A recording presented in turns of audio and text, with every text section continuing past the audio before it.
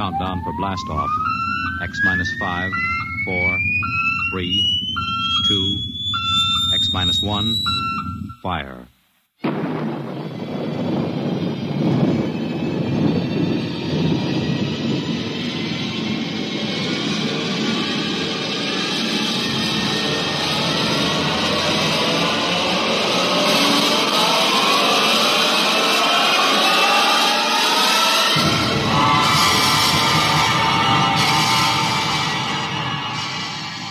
From the far horizons of the unknown come transcribed tales of new dimensions in time and space. These are stories of the future, adventures in which you'll live in 1,000,000 could-be years on 1,000 maybe worlds. The National Broadcasting Company, in cooperation with Street and Smith, publishers of astounding science fiction, presents X minus 1.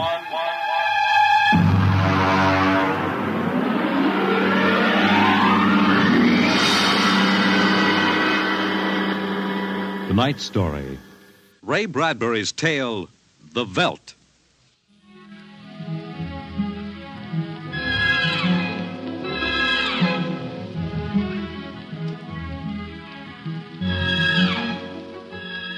This is the office of Dr. David McLean, resident psychiatrist of the new Chicago Institute of Human Engineering.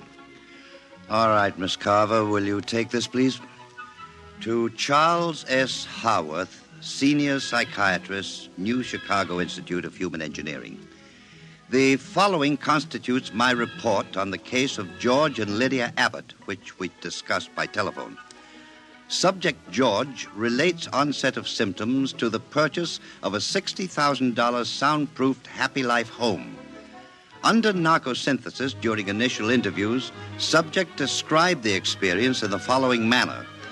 Miss Carver, would you play back the sonic record of the initial interview? We'd always wanted one, and then we could afford it, so... Go on, Mr. Abbott. Tell me about the home. The home. Well, it was supposed to do everything the agent told us. And it did, I guess. It clothed us, fed us, and rocked us to sleep, played and sang, and it was good to us. Very good, sure. Tell me about the nursery. The nursery. The nursery, It was completely automatic? Completely automatic. There were crystalline walls that wavered from 2 to 3 dimensions. There were pseudo-textured floors that shifted from brick to dirt to waving grass. The nursery was the best, but then we wanted the best for the children. Doctor, I must be crazy. We have no children. What about Peter and Wendy? They're your children. Oh, no. We have no children, Doctor. We have no children. All right, Miss Carver. To continue. After 3 sessions, the subject was able to recall and accept the idea that he had 2 children. He described the first day. All right, Peter and Wendy. This is your nursery.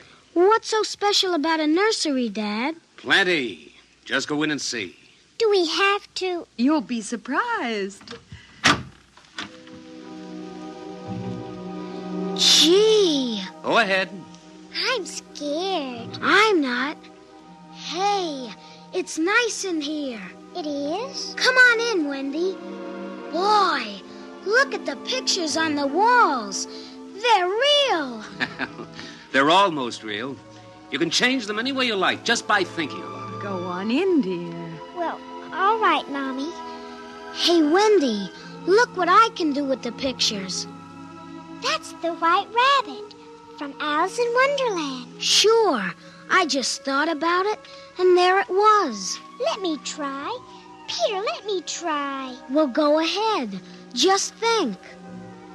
How about Wizard in Oz? I want to see Wizard in Oz. Well, dear, there we are. Oh, they like it, don't they? Why shouldn't they? All I have to do is think, and they've got whatever they want in 3 dimensions. Color, sound, and smell. Oh, it's nice that we can give them all the advantages. Sure. What else are we working for, huh? Well, what do you want to do this evening? Well, the Petersons asked us over for bridge, but if you... we don't have to worry about the kids. They'll be all right in the nursery. Come on, Lydia. We deserve a night out.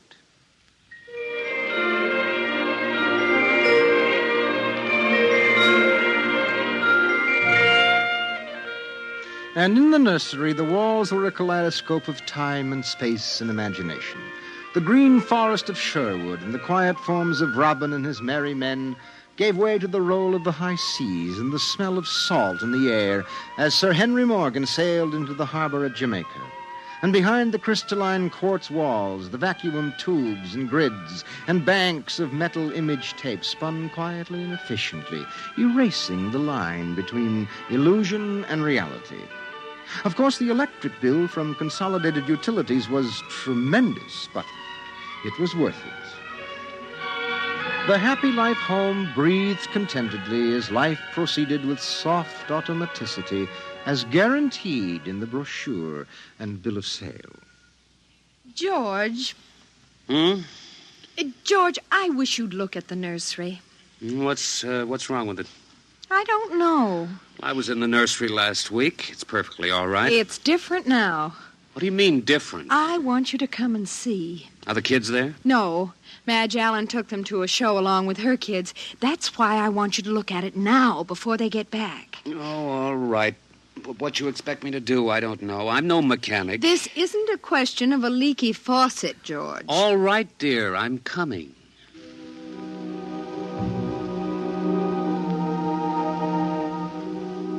The nursery light flicked on as they came down the hall. The relays clicked and the tubes warmed and chemical odor banks and pipes bubbled into life as they paused before the closed door. Go ahead, George. Open it.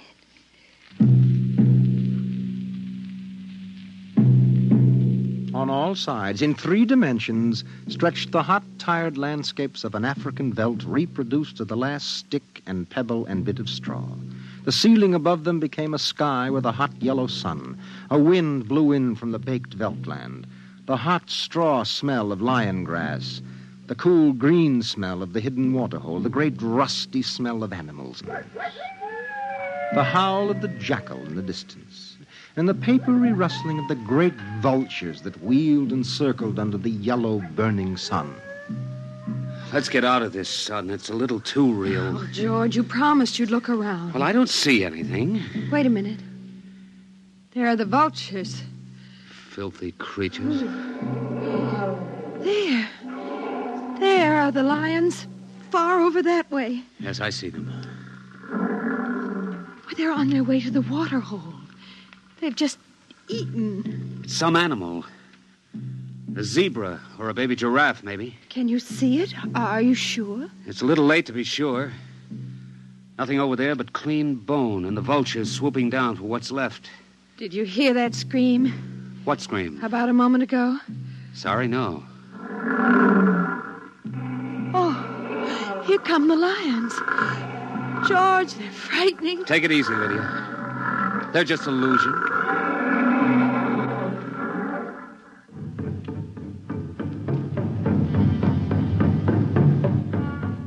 The lions were 15 feet away.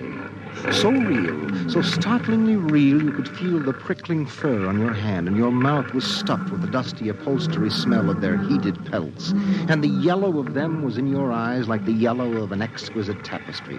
The yellows of lions and summer grass, and the sound of the matted lion lungs exhaling on the silent noontide, and the smell of meat from the panting, dripping mouth.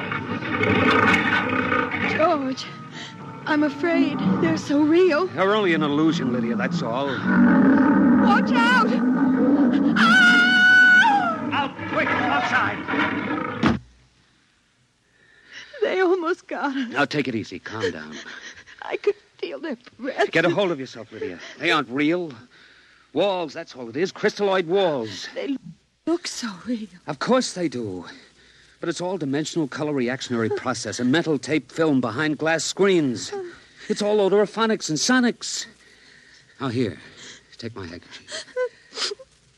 I'm afraid.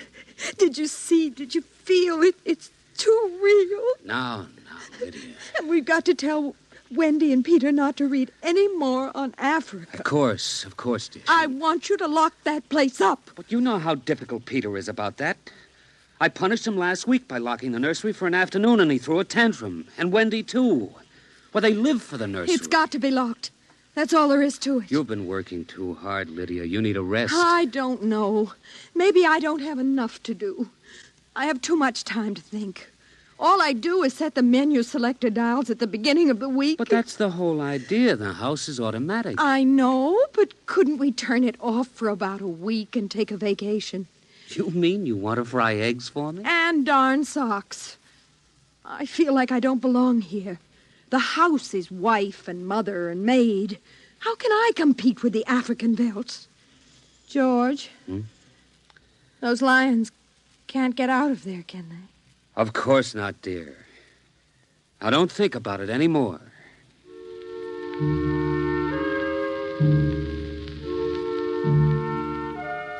They ate alone. He sat idly watching the dining room table produce warm dishes of food from its mechanical interior.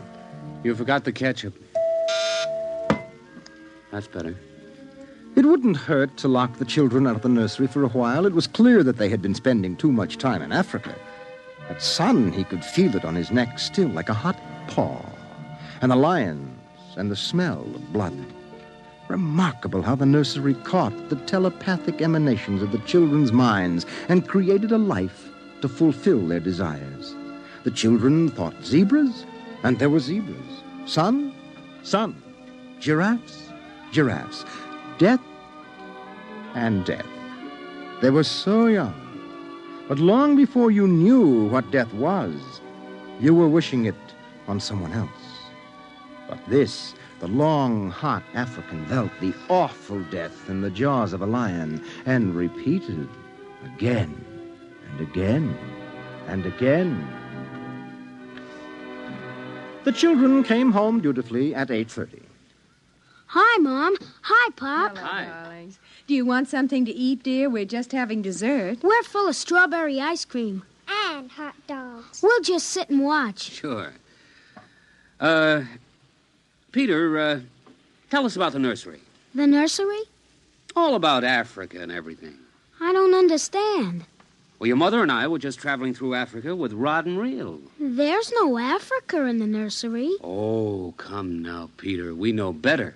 I don't remember any Africa. Do you, Wen? Go run and see, huh? Sure. I'll be right back. Wendy, come back here. Wendy! Oh, she'll be right back, Pop. She doesn't have to. I've seen it. Come on. Sure, Pop, but Wendy'll tell us. Open the door. See, Daddy? It's not Africa. It's Florida. Like in Bambi. There go the deer. See? It isn't Africa. I see it isn't. Go to bed. But it isn't 9 o'clock. You heard me. Go to bed. Okay. Good night, Mom. Good night, Pop.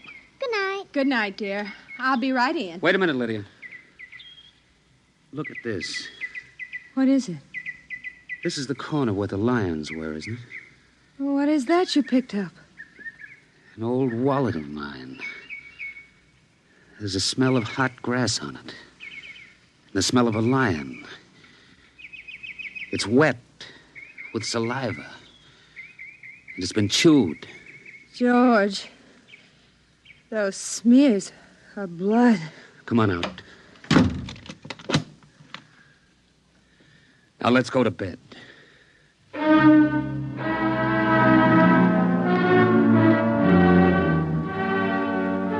But in the middle of the night, he was still awake, and he knew his wife was awake. George, how did your wallet get in the nursery? I don't know. Wendy must have changed the walls from the African veldt. I'm going to keep it locked. Maybe it isn't good for the children. My father used to say children are like carpets. They should be stepped on occasionally. We've never lifted a hand. They're spoiled and we're spoiled. I think I'll have Dr. McLean come tomorrow morning and have a look at Africa. But it isn't Africa now. It's Florida and Bambi. I have a feeling it'll be Africa again before then.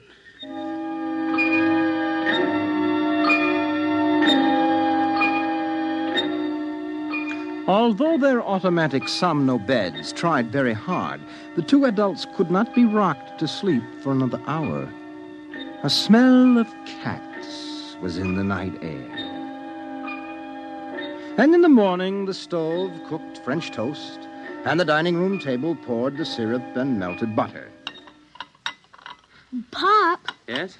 you aren't going to lock up the nursery for good, are you? That all depends. On what? On you and your sister. We feel you should have some variety, dear. I wouldn't want the nursery locked up ever. Well, as a matter of fact, we're thinking of turning the whole house off for about a month. Sort of camping out. Be fun for a change. Now, don't you think so, Wendy? No, it'd be awful. I don't want to do anything but look and listen and smell. What else is there to do? Oh, all right. Go play in Africa. Are you going to shut off the house soon? We're considering it. I don't think you better consider it any more, Pop.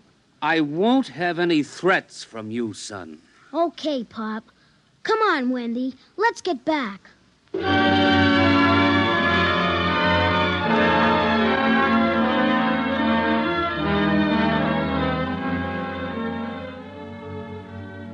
After breakfast, Dr. David McLean arrived.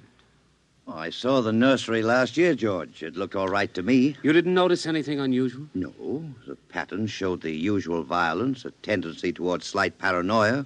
All children feel persecuted by their parents. It's perfectly normal. There it is.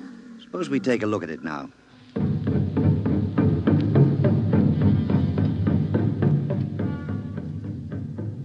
They entered without knocking and sent the children out. The screams had faded and the lions were feeding quietly under the trees.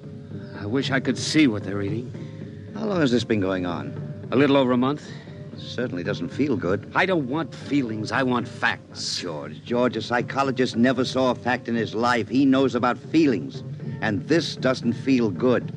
Now, my advice to you is to have the whole room torn down and your children brought to me every day for the next year for treatment. Is it that bad? I'm afraid so. You know, that's why the nursery was developed originally, to let us examine the patterns left on the wall by a child's mind. But what is it? What's wrong with Peter and Wendy? Well, it's hard to say. I haven't punished them more than average. Oh, I took away a few gadgets. Last week, I locked the nursery to show I meant business. You've let this room replace you and your wife in your children's affections. This room is their real father and mother. And now you come along and want to shut it. Well, you can feel the hatred coming out of that sky. George, turn everything off. The nursery, the automatic kitchen, the whole automatic house. And start now. But won't the shock be too much for the children? I don't want them going any deeper. Let's get out of here. I never like these rooms. They get me nervous. Those lions look real, don't they? I don't suppose there's any way... What? That they could become real. Not that I know. Some flaw in the machinery, tampering? No. I don't imagine the room will like being turned off. Nothing ever likes to die, even a room. I wonder if it hates me for turning it off. Paranoia is thick today. Well, hello. Is this your scarf?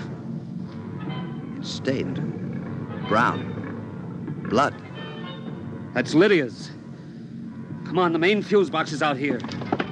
Right, go ahead. Pull the switch.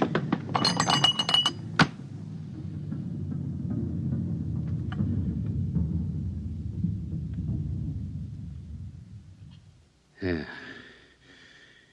It's off.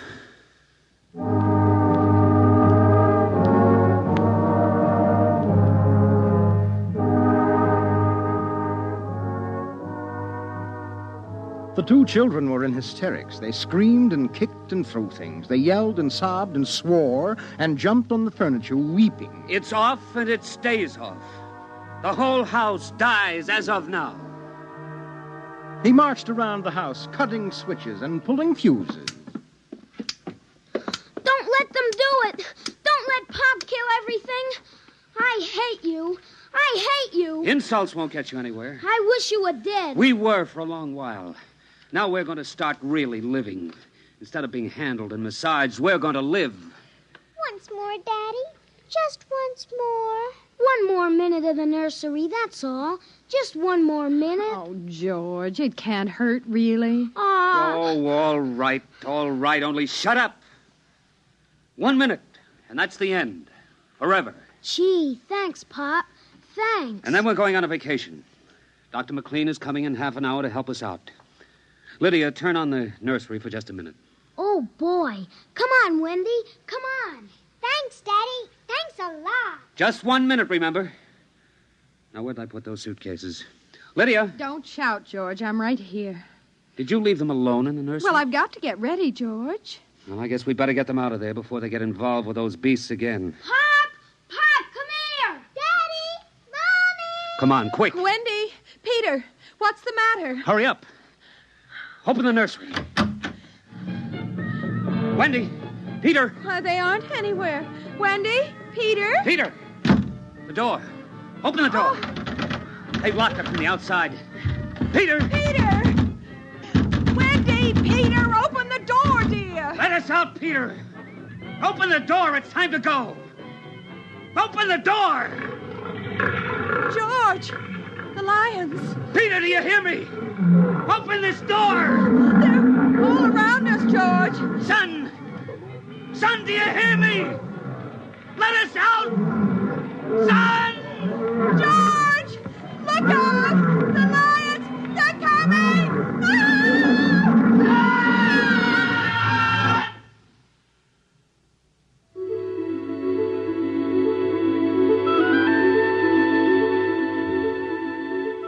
When Dr. David McLean came, half hour later, he found the two children in the nursery sitting in the center of the open glade eating a picnic lunch. Beyond them was the waterhole and the yellow Veldt land. Above was the hot sun. At a distance, Dr. McLean saw the lions fighting and clawing and then settling down to feed in silence under the shady trees. Hi, kids. Where are your mom and dad? Oh, they'll be here directly. Good. We've got to get along. He squinted at the lions with his hands up to his eyes. Now they were done feeding, and they moved to the waterhole to drink. A shadow flickered as the vultures dropped down from the blazing sky to finish what the lions left. Dr. McLean? Dr. McLean? Huh? What? Have a cup of tea?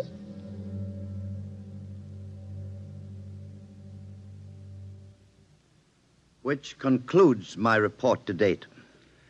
There were no lions, of course. Not in a physical sense. Lydia and George were devoured, however, almost as surely as if there had been lions. Their personalities were devoured by the mechanistic marvels which had usurped their role as parents. All four members of the family are under intensive therapy now and are doing as well as can be expected. Send that by telerope, Miss Carver. Oh, and would you ask George Abbott to step inside? I'm ready for him now. You have just heard X-1, presented by the National Broadcasting Company in cooperation with Street and Smith, publishers of astounding science fiction. Tonight, by transcription, X-1 has brought you The Veldt, written by Ray Bradbury and adapted for radio by Ernest Kenoy. Featured in the cast were Mary Patton, Bill Quinn, David Pfeffer, Beverly Lunsford, Charles Penman, and John Larkin. Your announcer, Fred Collins. X-1 was directed by Dan Sutter and is an NBC Radio Network production.